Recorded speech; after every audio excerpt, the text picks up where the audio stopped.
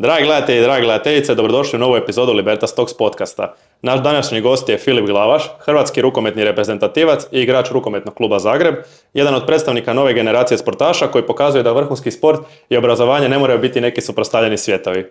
Osim uspješne profesionalne sportske karijere, Filip je diplomirao na Pomorskom fakultetu u Rijeci, te je jedan od rijetkih profesionalnih sportaša u Hrvatskoj koji je paralelno gradio i sportsku karijeru, ali i neki svoj akademski put. Upravo zato se i savršeno uklapa u profil ovog podcasta. Kroz razgovore nastojimo pokazati koliko su obrazovanje, disciplina i osobni razvoj važni bez obzira na profesiju kojom se netko bavi. U ovoj epizodi razgovarat ćemo o balansiranju profesionalnog sporta i studiranja, pritisku vrhunskog natjecanja, mentalnoj pripremi sportaša, stanju sporta danas, ali o tome što se događa iza reflektora i velikih natjecanja. Filipe, dobrodošao i hvala što si pristao gostovati u ovoj epizodi. Hvala vama na pozivu, zadovoljstvo mi je. Možeš li nekako za početak ukratko pisati svoj obrazovni i sportski put? Dolaziš iz Rijeke, išli smo u srednju, Riječka gimnazija. Da, pa skupa smo združili u srednjoj, prva Riječka, nakon toga fakultet na pomorskom brodostrojarstvo, u međuvremenu rukomet paralelno, guraš na 2 stolice dok ide, završio sam tamo 3 godine, možda bi se trebao vratiti 4. i 5. ili pišem ovdje nešto, kako smo pričali prije. Trudiš se, radiš i otvorilo mi se u rukometu, pa je akademski put pao u drugi plan.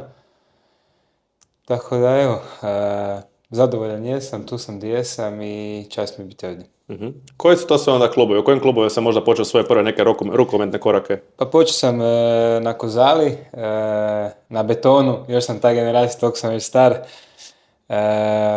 Na betonu, u Kozali, nakon toga Zamet, onda je bilo malo avanture po Hrvatskoj, Varaždin, pa sam bio posvuda Umag, Poreć, nakon toga u Sloveniju, kod Uroša Zormana u Trebnje i tamo mi se sve otvorilo, tamo sam taman završavao faks, pa sam neko možda mogao i više posvetiti rukometu, poziv u reprezentaciju i nakon toga u Zagrebu. Ako se ja dobro sjećam, ti si još u srednjoj škole već igrao za reprezentaciju za mlađe kategorije. Za mlađe uzraste sam sve prošao, da. Imaš li neki uspjeh koji ti je posebno ostao ovako uspomeni?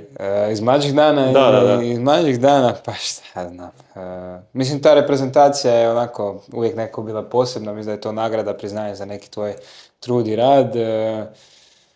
Pa 4. mjesto smo najbolje osvojili, nismo baš bili toliko. Mi smo bila ta generacija za otpad, iako nas jako puno sad ima u seniorskoj reprezentaciji, jedno 4-5 sigurno. Kroz mlađe ne znam, s Kozalom, sve što sam svoje napravio s Kozalom je nekakva prva ljubav i onda je nekako možda posebno, sjetiš se i prijatelja i dana i nekih uspomena, već sam star pa znaš. Koliko je onda bitno ipak to stvaranje poznanstva i prijateljstva u mlađim kategorijama, pa evo danas ti u seniorskoj reprezentaciji zajedno? Pa mislim, bitno je, sve nas nešto svoje, šta ja znam, preneseš neke običaje, nešto, seniorska reprezentacija je ipak nekako najviši doseg i stvarno je privilegija i čast. Teško je jako nositi taj dres jer nemaš pravo na grešku, ali je stvarno privilegija i čast braniti boje domovine i jedan izvanredan osjećaj. Mm-hmm. Završio si brodostrojarstvo na Pomorskom fakultetu u Rijeci, što je i nekakva rijetkost među profesionalnim sportašima. Koliko ti je bilo teško usklađivati sve te obaveze, sportske, akademske? Jako je teško, jako je bilo zahtjevno. Tada sam igrao u Umagu. Tu je možda rukomet nekako najviše patio. Teško je sjediti na 2 stolice, pogotovo ako želiš nečemu biti uspješan donekle. Moraš predati pažnju, vrijeme i svega, puno toga žrtvovat.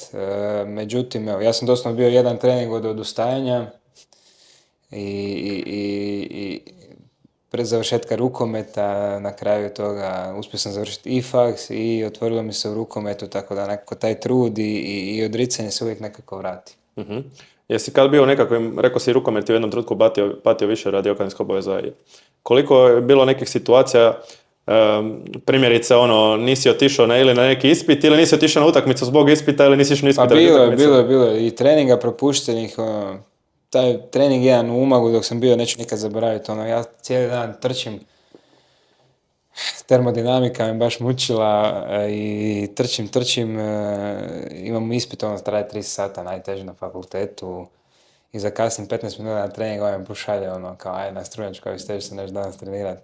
A ja ono, vozio se 2 sata u Umag, cijeli dan imao ispit, trudio se i dalje stići na trening, toliko sam se žrtvovao i onda on mi je onako ladno i to mi je ustalo zarezano i tu sam rekao ok, nešto se mora promijeniti jer ili sredinu ili moraš zapet više negdje jer jednostavno došli do neke granice da ću prestati. Tako da to mi je nekako ostalo, evo, ta uspomena zarezana, a nakon toga je sve krenulo u drugom smjeru. Da, mislim ti treneri nekad pogotovo još koliko ih promijeniš kroz život, kreneš malo nogo, mogu te i pozitivno i negativno definirati i stvarno mogu utjecati na... Jako puno. Imaš li nekog trenera možda kojeg biš izdvojio kao pozitivan primjer? Joj. Spomenuo si već u Sloveniji. Mislim, u Sloveniji Uroš Zorman definitivno on mi baš naučio igrati rukomet, da je to jedna igra, igra šah cijelo vrijeme i totalno sam otvorio nekako drugačiju percepciju rukometnu, Ivano Balić koji mi je bio i Cveba Horvat kad smo bili u reprezentaciji, isto došli na neki najviši nivo i opet si dobio te neke detalje koje ljudi možda ne razumiju, koji nisu toliko u sportu i oni su mi možda nekako najviše utjecali na moju karijeru i možda prvi moj trener Dražen Radovičić koji me zaljubio u rukomet, koji mi je bio prvi trener, a prve ljubavi se nikad ne zaboravljao, tako. A što se tiče samog ritma života, to usklađivanje privatnog života, sportskih obaveza, akademskih obaveza, znam da obično većinom i te pripreme natjecanja budu po ljeti, a već cijelu godinu prije igraš po zimi na proljeće i jesen ligu, onda na ljeto opet imaš pripreme s reprezentacijom, ideš na prvenstva. Praktički, kad stigneš uzeti slobodno? Pa nema baš previše slobodnog. Jako je težak ritam. Stalno su ta natjecanja, mi smo uvijek u prvom mjesecu, osim kad je olimpijada, onda imaš i zimu i ljeto prvenstvo, što baš bude... Ne osjetiš ti to u tom trenutku, ali te lupi nakon možda godinu, dvije tek da si zapravo umoran, da ti zasićen svega i stvarno je težak ritam. Evo sad završava sezona, 10 dana pauze i opet se moraš krenuti spremati za novu sezonu. Tebi su pripreme, meni nominalno 27.7. počinjemo, ali ja moram doći spreman na te pripreme. Ja dan radim 3 dana, ništa... propatni sve što si radio do sada, tako da je profesionalizam je dosta zahtijevao tebe, težak je i kažem lud je ritam, pogotovo uz ove druge sve obaveze, privatni život dosta pati, tako da, ali dobro, izabrao sam taj put, ne mogu se žaliti, živim neki san, Bogu dragom hvala, zdrav sam, živ sam, ne treba mi previše. Koliko smatraš da sportaši općenito možda i od svojih suigrača razmišljaju o tom nekom životu nakon karijere?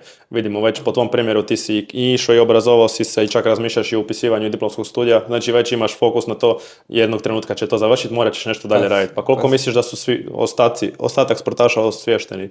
Pa nisu, evo, ja sam u nekom olimpijskom odboru, u nekoj komisiji s Barbarom Matić, pa smo dosta tu temu, nekako pričali smo o toj, odnosno ja sam napomenuo, taj career transition je dosta tabu tema, dosta ljudi ne razmišljaju o tome, a mislim, sport je period koji će morati završiti, moraš znati šta dalje, da li ćeš nastaviti sa životom i da imaš milijone i da nemaš ništa, barem ja mislim da bi trebao biti, pogotovo ako imaš neke uspjehe u sportu, obrazovan na neki način, a drugo da imaš neki posao gdje ćeš i dalje prosperirati, gdje ćeš pridonositi nekoj zajednici, nekim ljudima i mislim da je to dosta tabu tema kod nas, odnosno zapostavljena uz sportsku psihologiju.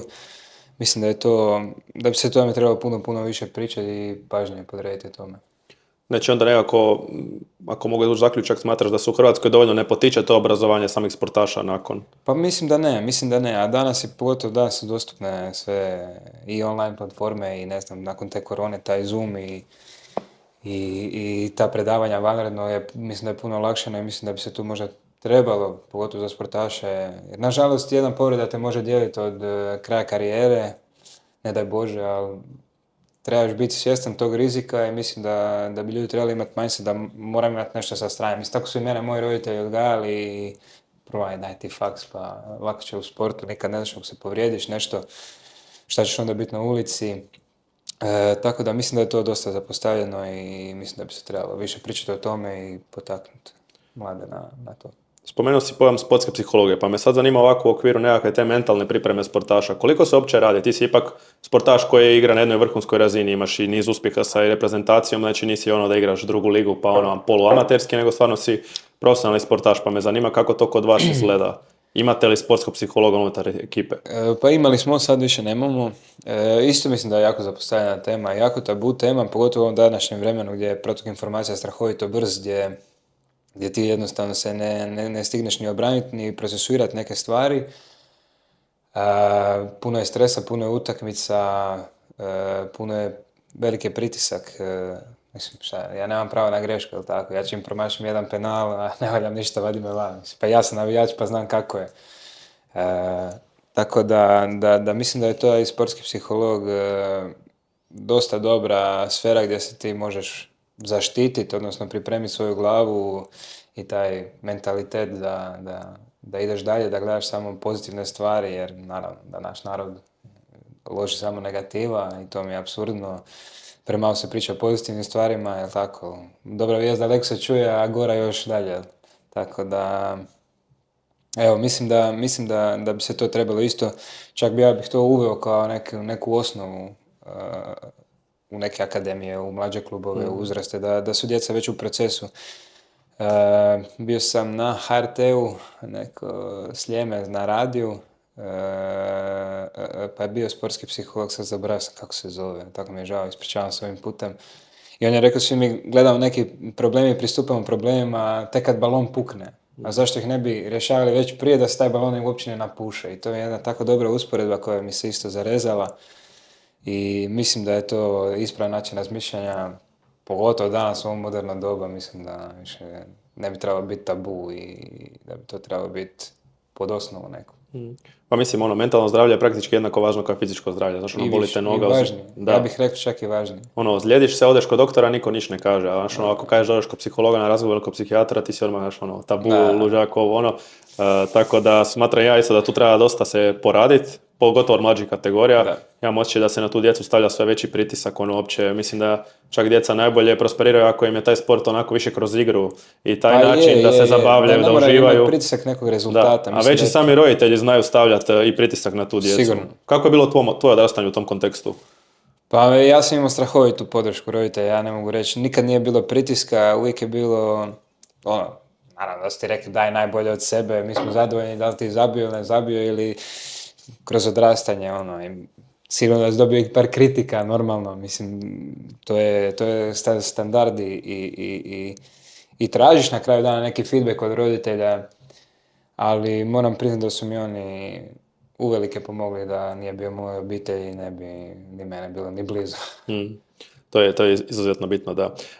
Sad si spomenuo sam isto tu nekakvu negativu koja je specifična za naš narod, a rekao bi čak i ostale regije, ostale zemlje u regiji, gdje se nekako ljudi više hvataju na te negativne stvari nego na pozitivne. Koliko je onda to još jedan dodatan pritisak? Evo, vi ste imali fenomenalan rezultat prošle godine, gdje ste bili znači drugi na svjetskom prvenstvu, dolazi europsko prvenstvo ove godine. Koliko se možda promijenilo stanje uoči ovog prvenstva ove godine, uoči onog kad nije bilo nikakvih očekivanja?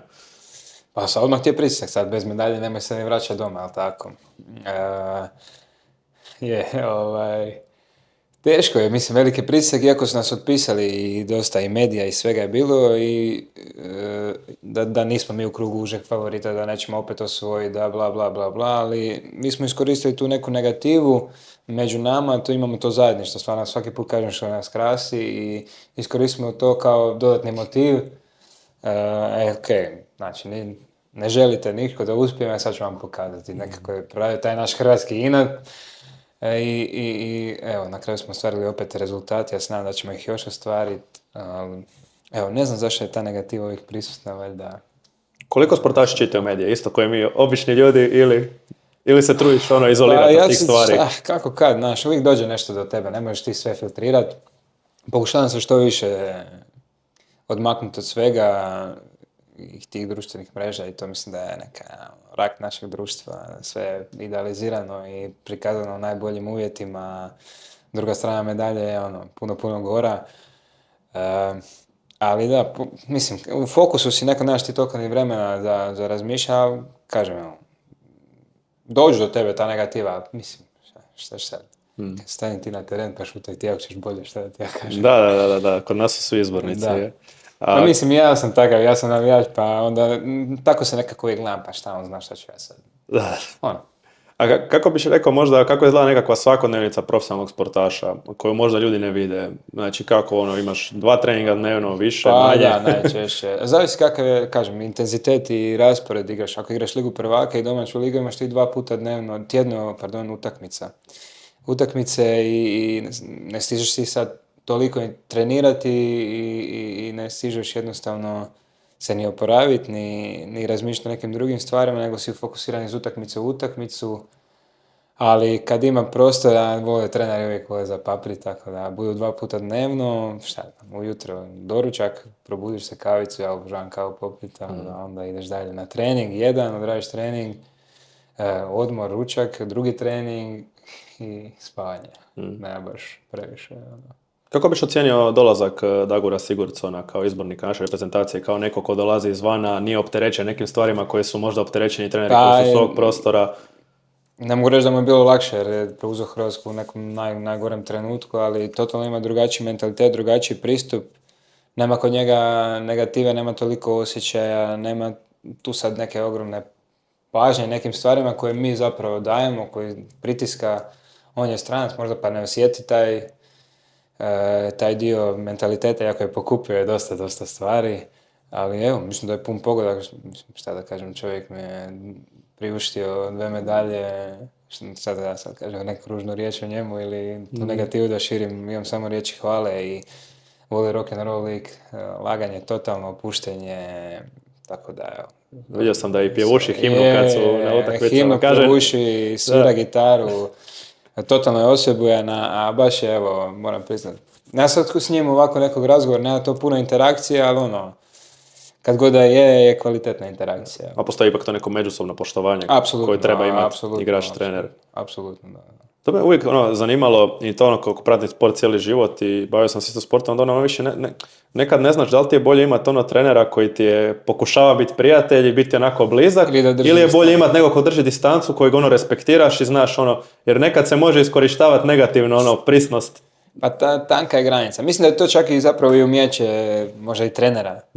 Da, recimo, Dagur će ti pustiti da se približiš koliko on osjeti. Će uvijek držati možda distancu tebe ili neko. A opet drugu ruku da ti je prijatelj, mislim, ja isto volim znati nekad neki feedback. Jesam možda tu pogriješio, jesam nešto krivo napravio, što želiš od mene, a ponekad to ne dobiješ. Tako da je tu, mislim da je tanka granica i da je taj psihološki pristup trenera isto, odnosno pedagoško-psihološki pristup, s kojim igračem, na koji način, kako ti moraš prepoznat profil osobe gdje ćeš na taj način znati, daćeš mu feedback jer bolje će reagirati mi tako da zna gdje da se osjeća u nekoj zoni. Mislim to sad detalje, ali ili ćeš nekome popičkarat, pardon na izrazu, ali pa će on ti dati onaj drugi inat na drugu stranu. To je tanka granica. Da, sve ovisi od osobe. Neko moraš podilaziti da bi odigrao najbolju utakmicu, a neki se više pale na to što kažeš sad ću ja tebi u inat pokazati da ja mogu bolje. To baš ovisi. Ne možeš na sve igrače isti princip primijeniti. Mislim da je to najveće umijeće trenera. Da zna na koji način pristupiti kako kojem igraču i izvući maksimum iz njega. Što se tiče Pomorskog fakulteta u Rijeci, koje mišljenje imaš o tom fakultetu, kako ti je bilo uopće tamo, koliko je bilo jesu li ti možda malo izlazili u susret, obzirom da si vrhunski sportaš, imaš kategorizacije? Pa nisu ni tada znali da sam ja bio vrhunski sportaš. Ja sam nikad nisam ni govorio šta ću govoriti. Ja sam isto čovjek koji je svako neko drugi, tako da... Svaka čast. Da, pa evo, imam samo reći hvala. Naučio sam jako puno i mislim da jako dobro rade tamo. Pogotovo imaju te situacije, ima puno pomoraca tamo na tom, tako da izlaze ljudima u susret, što pa nekad nije ni lagano.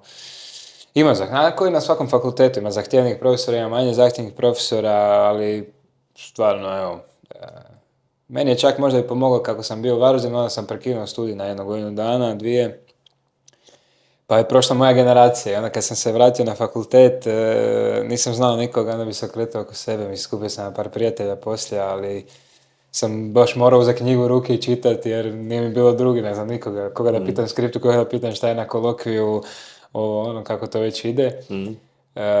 Tako da mi je to možda najbolje i došlo da uzmem knjigu u ruke i stvarno naučim i zapravo shvatiš koliko je faks kompliciran taj cijeli pogon i stroj i jako mi je puno to nekako pomoglo i zapravo mislim da je jako kvalitetno znanje sam izvukao iz toga svega.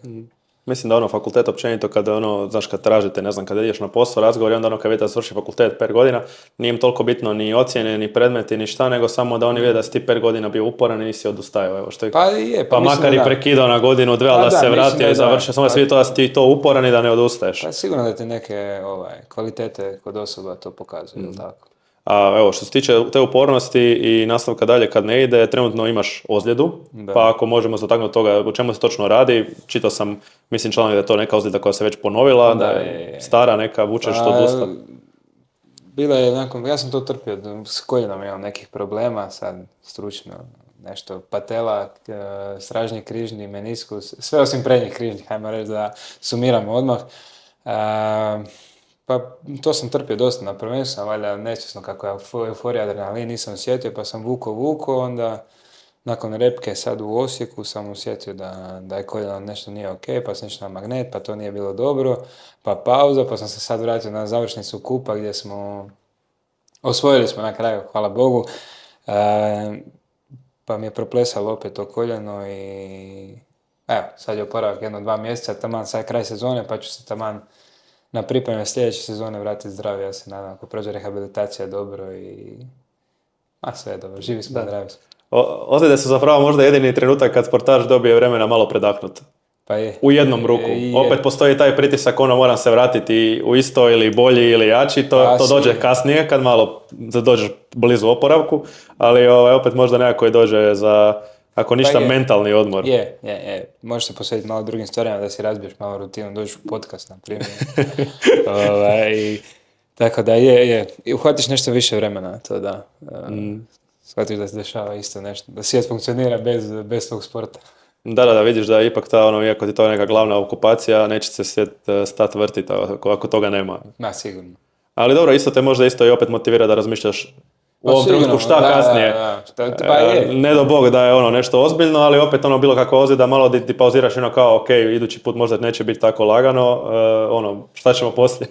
Pa je, sigurno te uhvati, razmišlja, glava radi, uvijek radi, pa zašto ne, možda upišem sad Libertas. Srećemo nešto, neki popust. Što se tiče hrvatskog rukometa danas, sam si spomenuo, izbornik je došao u nekom nezgodnom trenutku gdje nam se zaredalo, čak ako se ne varam, mi nismo ni išli na olimpijske igre, imali smo jako loše rezultate, baš je bilo to neko Crna rupa, košarka je čak još u gorem stanju, ali rukomet nas je, hvala Bogu, zadnja 2 prvenstva, vratio nam tu ljubav prema rukometu, meni je bilo fora, živim tu blizu na Ravnicama i onda sjećam se baš kad je bilo to prvenstvo, idem u teretanu i vidim klince na igralištu, ne igraju nogomet, nego igraju rukomet. Taman kad je trajalo prvenstvo, mi je to bilo onako tako slatko, jer vidim da baš ste nekako uspjeli za 2 prvenstva zapaliti ljude i opet za taj rukomet, da se živi za taj rukomet. Mislim da je to i najveća pobjeda svih nas, da dječji igraju na mladima svijetu, ostaje, rađaju se novi Balići, ne znam, Martinovići, Duvnjaci. Glavaši. Ne, dobro, nemojte da njih. Da, pa mislim da je to najveća pobjeda, da se dječji igraju, da smo uspjeli zapravo i cijelu naciju i tu osjetiš koliko sport zapravo približi ljude, koliko je ta emocija čista i to shvatiš, na trgu onaj doček kad je bio, mislim da je to. Prvi ili drugi? Pa prvi mi je bio bolji. Nekako je prvi bio cijeli, jer je priča cijela bila i u Hrvatskoj, pa si osjetio da cijeli narod i više diše i mi smo bili u Karlovcu, ali tamo baš smo osjetili ljude kako su iz utakmice proživljavaju sve s tobom. A ovdje kad si u Švedskoj ne vidiš domaće, nego vidiš samo navijače koji su tu i nije bio toliki feeling, tako da malo je i posebnije, još mi je bila prva medalja, pa onda... Meni je bilo jako drago i taj prvi doček, kad vidiš da narod ne diše samo za nogomet i jedino kad su uvijek su ti nogometaši u fokusu i ne možeš uspoređivati ni po plaćama, ni po uvjetima, ni po ničemu. A onda vidiš da jedan rukomet koji pao po navodnicima u zaborav u Hrvatskoj pogotovo, napravi se takav doček, bolji doček nego što imaju prvaci. Je, I baš mi je bilo drago. Isto tako mi ove godine bilo toliko nedrago kad se napravila sva ona medijska fama. Malo je to sjenu bacilo, da. Da, bacilo sjenu na cijelu stvar. Pa možda evo tvoj komentar. Meni u toj cijeloj situaciji, što mi nije bilo jasno. Sad evo da se dotaknemo malo i te neke političke, ipak da se vratimo na ovu defaultnu postavku podcasta. Nije mi jasno bilo, vi kao rukome ispali, znam da su vas neki mediji pljuvali, šta vi tražite ovo, tražite ono, neće nama neka slačionica tamo diktirati ko će pjevat, gdje ovo, bla bla bla, ali vi niste tražili apsolutno ništa šta se nije dogodilo u godinu prije. Znači vi ste tražili samo da bude jednako koliko može biti. Isti izvođač, ista pozornica, isti trg, isti ljudi. Znači niste tražili ništa ekstra od onog što se već dogodilo. Onda mi je to bilo toliko apsurdno. Cijela ta fama, a to se već dogodilo. To da se po meni, da se to prve godine tako napravilo, fajn. No. Ali vi ste samo htjeli nešto što je već bilo da. Tako. Pa ne znam, pričali smo dosta o tome i u slačionici, mislim. Rekli smo, nama ni ne treba doček. Ne ideš na prvenstvo radi dočeka, logično, da. Rekli smo, jednako smo mi imali poslije zabavu privatno, gdje je bila cijela srž toga. Sigurno da mi je drago da se na kraju doček održao. Sad meni je glupo miješati sport i politiku, a nažalost... Ali nažalost je isprepleteno. Isprepleteno u ovoj našoj naciji, u ovoj toj situaciji određenoj. Ne znam, evo, bilo je kako je bilo, odvilo se kako se odvilo. Na kraju smo imali doček, sigurno da smo bili sretni, da nam je bilo sigurno drago. Mm-hmm. Mislim, igrali smo za domovinu i prate nas te pjesme i... Meni je drago da ste se odhrvali tim pritiscima. Ne vidim problem, tako da... A što se tiče... Niti se želim miješati. Ja sam sportaš, na meni da igra na terenu. Bolje, da. Bolje možda se na to ni ne miješati. Politički ovako ćemo ostati neutralni. Distancirani. Distanc.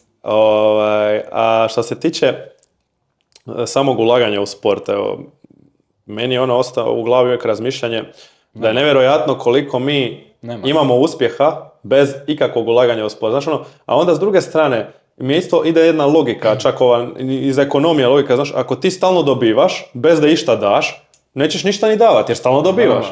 Kad gledaš koliko jedna Francuska, primjerice u rukometu, da koliko Francuska u rukometu ulaže u mlađe kategorije, koje oni uvjete imaju za život, za sve, a mi smo njima uz bok po uspjesima, a po ulaganju to sam bio pitao i za trenere pitanje, jel tako? Pa da možemo se skupa nadovezati.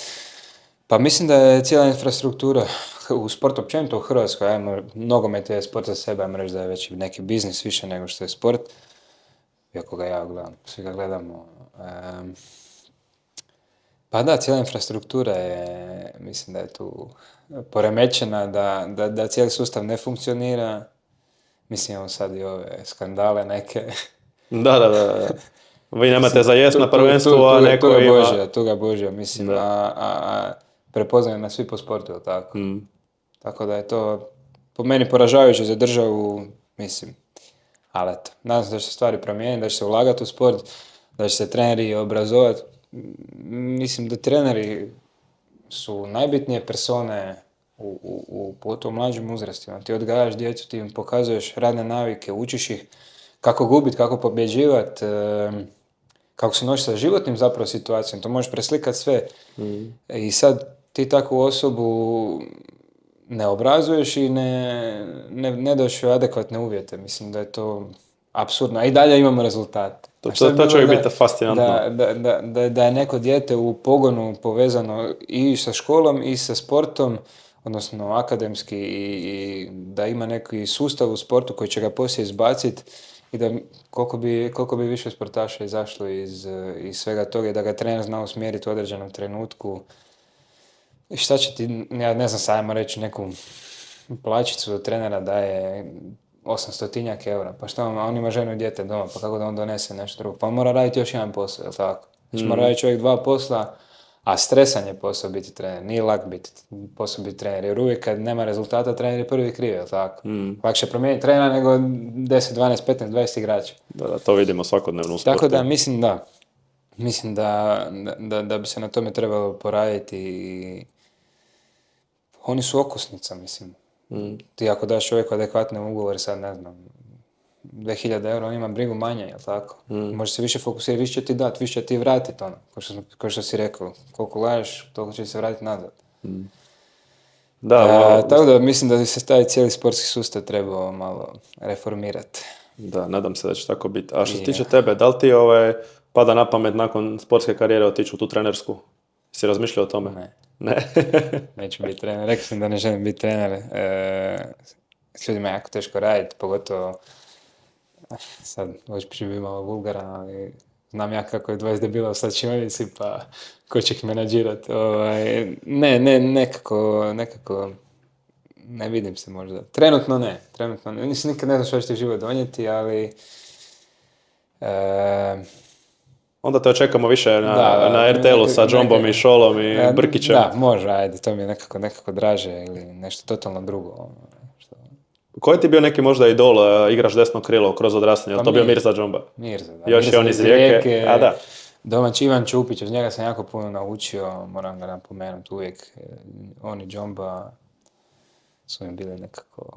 Mislim, meni Čupić samo fascinantno kako je uspio bez jednog prsta takvu karijeru napraviti. Strašno, kakav karakter, kakav borac. Svaka čast, evo sad radi jako dobar posao s Vardanom, sad je trener, on je prešao trenerske vode i ovim putem mu čestitam, isto je duplu krunu uzeo.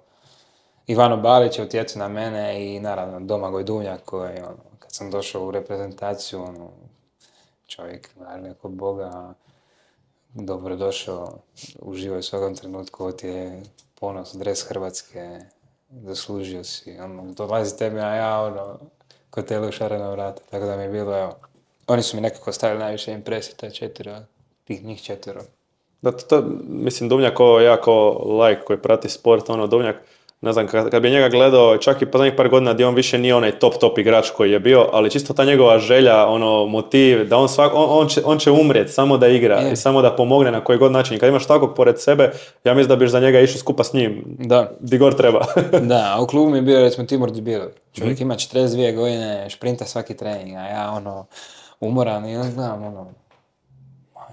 ovo ima 42 godine, on šprinta, ja ne može to tako.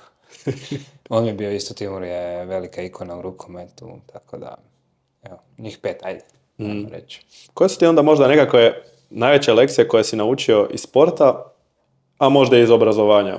Možda se i preklapaju.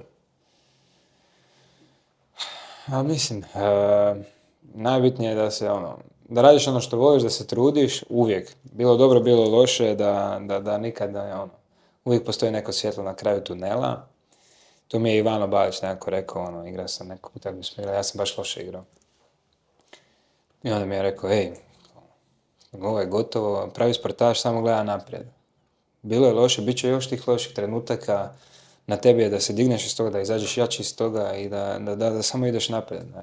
Da je to mi je nekako isto ostalo, Ivano Balić ti govori, mene, šta, mogo mi je aj mali vozića. Pedala. Da, tako da to mi je nekako, ja se gledam kroz život, da život uvijek ima nekih i uspona i padova, da je sve neka Gaussova krivulja gdje nekad si gore, nekad si dole, ali da moraš znati da kad si dole, da moraš raditi više, da moraš htjeti više, bilo to u ljubavi, sportu, u životu, ne znam nija u čemu sve ne, to je neka moja životna filozofija, da je neki moralni kompas uvijek na nekom pravom mjestu. Tako, prilike.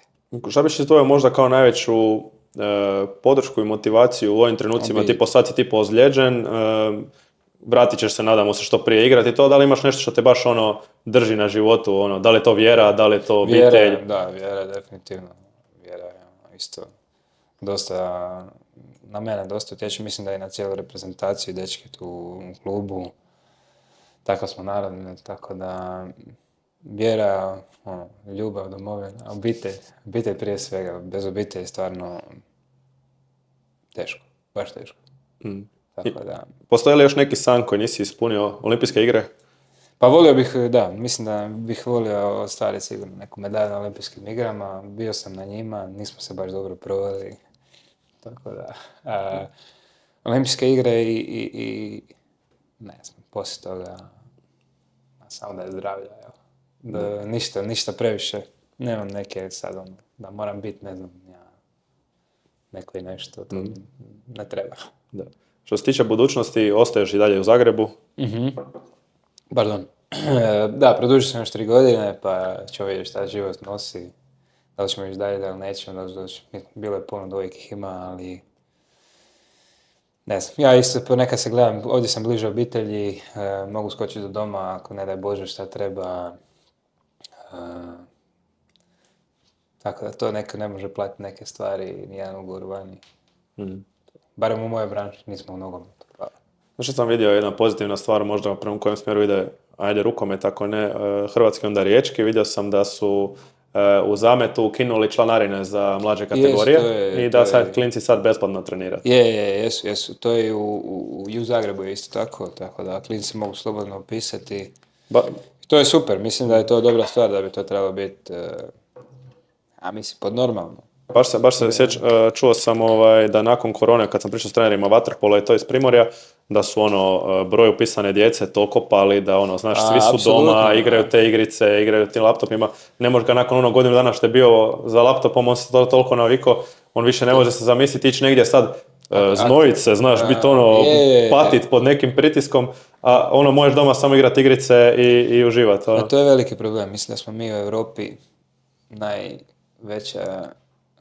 najveću stopu pretilosti u djeci. Mislim da li ljudi, ali mislim da ljudi ima među top 3 smo, ali djeci da smo vodeći. Da imamo najveći postotak pretile djece. Tako da je to dosta zabrinjavajući. Žao mi je što pridonosim tom postotku. Dobro, mislim.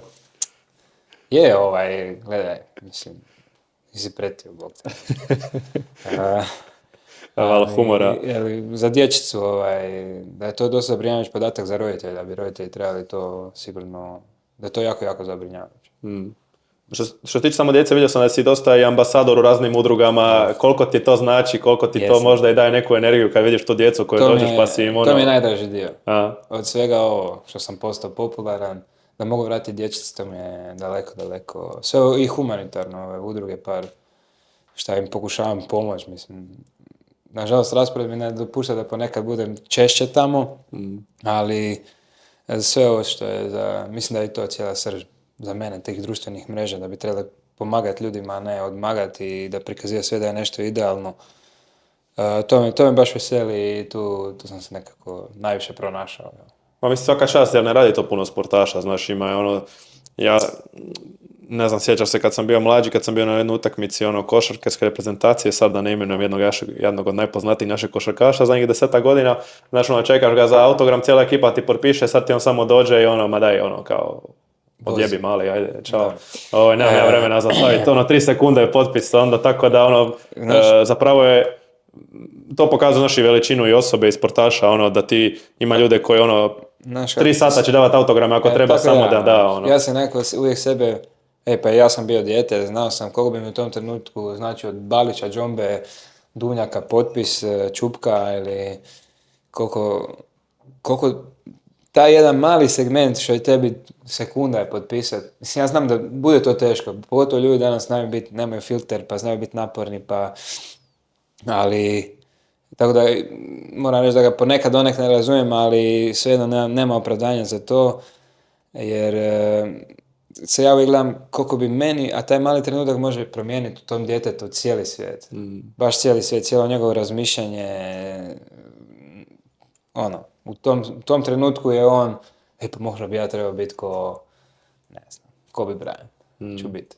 Jer mi je se on potpisao, vidi imam potpis, meni to znači sam moram trenirati više, jače, brže, bolje, bla bla. Tako da uvijek nekako se trudim.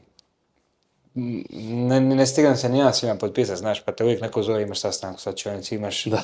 A to ljudi ne razumiju, koji ti moraš dati intervju, moraš dati... I onda kad mene neko počupa, ljudi znaju biti, znaš, a nije da ne želiš, nego jednostavno... Znaš, a i ljudi su svakako, i ljudi su svakako, ali... Ulaze u taj privatno prostor. Evo, kažem, za tu dječicu mislim da stvarno treba ostajati. Ma i ljudima isto, ljudi su došli radi tebe. I evo, za kraj epizode imamo mi dosta sportaša tu na Libertasu koji balansiraju i te akademske obaveze i sport, također možda i nekim ako bude gledateljima koji idu u našu srednju sportski smjer, koji biš im možda savjet dao? Pa ne znam, da uživaju u svakom trenutku, da vjeruju ono što rade, da se trude pogotovo kad im je teško, onda baš trebaju upaliti taj motor da pegla na najviše, jer se tu izgradiš i ko osobe i pokažeš neki svoj karakter da ništa nije preteško i da vjeruju u sebe, u svoju obitelj, u ljude s kojima rade i da sanjaju. Da sanjaju jer snovi se ponekad, ja sam primjer ostvario. Eto, u tom tonu ćemo onda završiti ovu epizodu. Hvala ti na ovom jednom iskrenom razgovoru. Prošli smo dosta tema. Nadam se da će ti se ovaj san olimpijskih igara i odličan olimpijskim igrama ostvariti u skoroj budućnosti. Nadam se već na idućim. Želim ti puno sreće sa oporavkom. Vjerujem da ćeš se vraćati još jači i još bolji. I eto, hvala vama dragi gledatelji i gledateljice što nas pratite sve ove godine. Pretplatite se na naš YouTube kanal i vidimo se u idućoj epizodi. Pozdrav!